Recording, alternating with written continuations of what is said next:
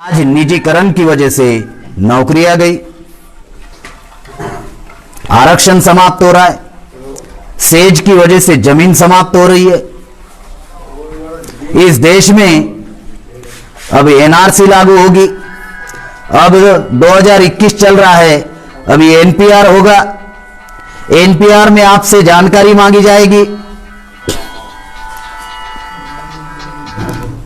NPR में अब 2021 में एनपीआर होगा। एनपीआर में हमसे जानकारी मांगी जाएगी, आपके घरों में आएंगे, जानकारी लेंगे।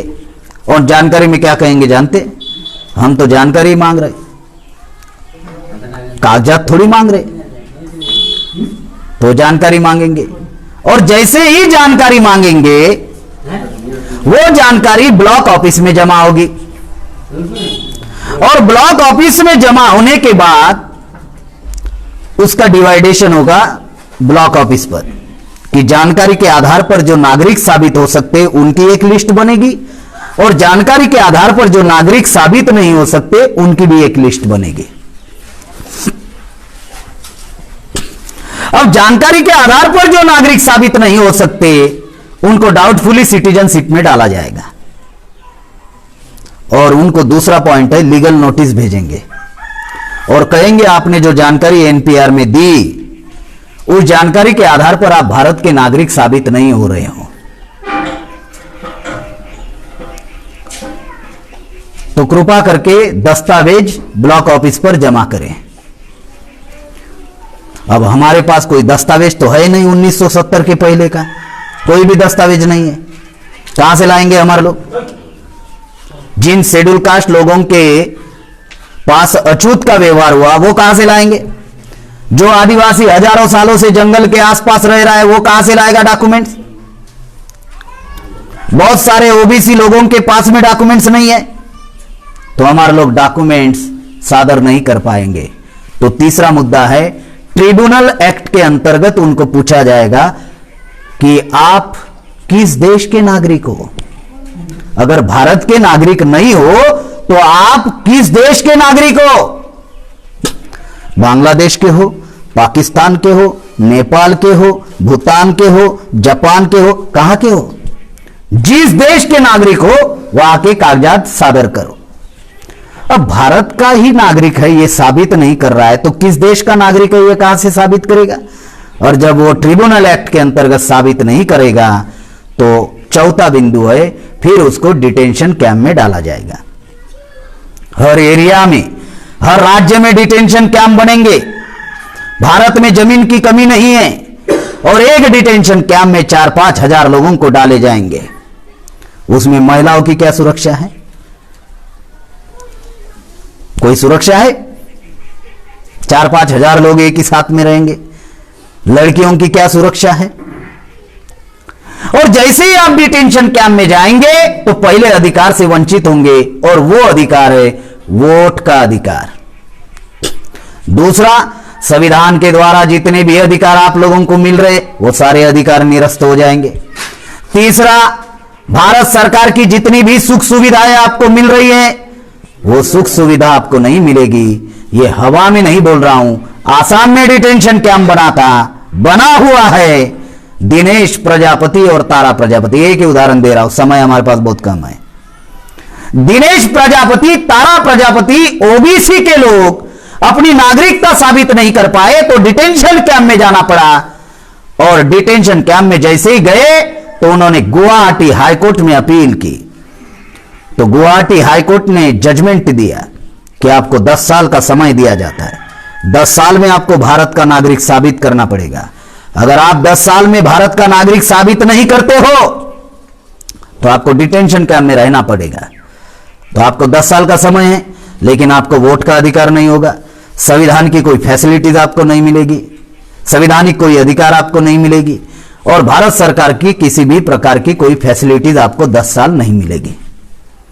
मैंने कहा जिनकी संख्या ज्यादा होती है उनके वोट ज्यादा होती है। ब्राह्मणों की संख्या भारत में 3.5% है। 3.5% ब्राह्मण के नाम पर चुनाव लड़ेगा तो किसी गांव के ग्राम पंचायत का सदस्य नहीं बन सकता। संख्या के आधार पर बन सकता है क्या? जिनकी संख्या ही 3.5% है। बंगाल में कितने? 1.8%। दो भी नहीं है, 1.8%। राज कर रहे हैं, राज कर रहे हैं। हम संख्या में ज्यादा है, हमारा राज नहीं है। तो जिनकी संख्या कम होती है उनके वोट कम होते हैं। आज हमारी संख्या ज्यादा है, हमारे वोट ज्यादा है। कल तक हम जागरूक नहीं थे, आज हमारा समाज जागरूक हो रहा है। हो रहा है या नहीं? 20-25 साल पहले हमारा समाज और अभी कुछ परिवर्तन है या नहीं? मान्यवर काशीराम साहब ने काम किया, बहुत सारे लोगों ने काम किया। साथियों, आज हमारा समाज जागरूक है तो उन्होंने एनआरसी लाई, यानी हमारे समाज का वोट का अधिकार वो आने वाले दिनों में एनआरसी से खत्म करने का प्रयास करने वाले। इसलिए आपके गांव में अगर जानकारी लेने के लिए अगर एनपीआर के कोई लोग आते हैं तो आपको जानकारी नहीं देनी है। जानकारी दोगे तो फंसोगे, जानकारी नहीं दोगे तो बचोगे। अभी आपको निर्णय लेना है। ये परिस्थितियां जो है इस देश में निर्माण हुई है, हमारे सारे संवैधानिक अधिकार समाप्त हो चुके हैं। सिर्फ एक अधिकार बचा हुआ है, बोलने का अधिकार। उसको भी वो खत्म करने का प्रयास कर रहे हैं। इस लॉकडाउन में धारा 144 लगा दी, हो गया बोलने का अधिकार खत्म। 5 लोग इकट्ठा नहीं हो सकते। हाँ, कुछ भी कर रहे हैं वो लोग। मामला समझ में आ रहा है? इसलिए साथियों, ये लड़ाई हम लोग अलग अलग रहकर अगर लड़ते हैं तो हमारी पिटाई होने वाली है। ये लड़ाई मिलजुल कर लड़नी होगी। अगर शेड्यूल कास्ट अगर सोचते हैं कि हम इकट्ठा होकर लड़ेंगे तो संख्या 15% है। अपने बलबूते पर चुनाव भी लड़ते हो तो सिर्फ 68 चुनकर जाएंगे।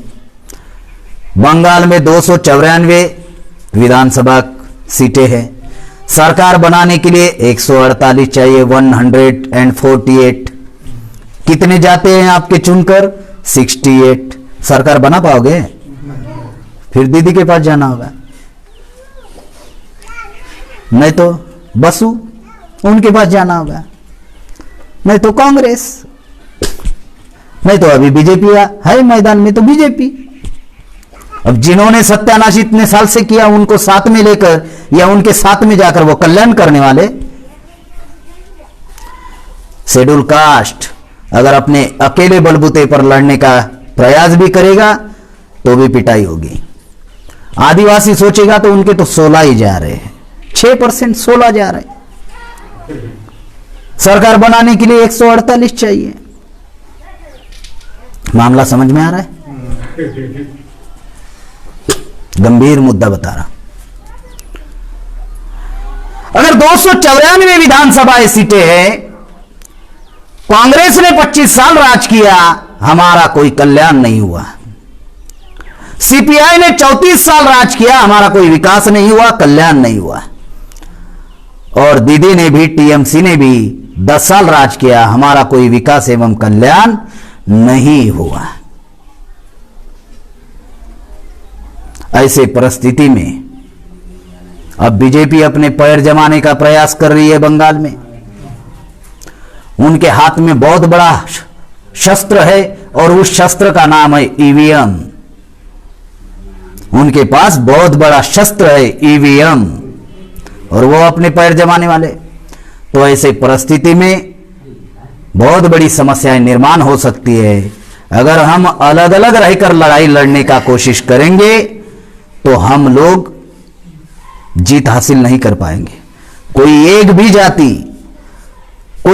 भी जाति अगर लड़ने का प्रयास करेंगे तो भारत में जातियां इस प्रकार से बनाई गई कि कोई भी जाति 1% नहीं है। कुछ जातियां इस एरिया में है तो नॉर्थ बंगाल में जाति नहीं है। वो जो बातें आपको बताई जा रही, कुछ जाति आपको 10 जिला में दिखेगी, उसके बाद में नहीं दिखेगी। तो हमारी कोई जाति 1% तो है ही नहीं। अगर कोई जाति अगर सोच रही है हम संख्या में इतने हैं, मिलकर लड़ाई लड़ेंगे तो भी हम ये जीत हासिल नहीं कर सकते। जातिवाद इस प्रकार से उन्होंने विभाजन किया कि हम लोग भविष्य में एक ना हो पाए।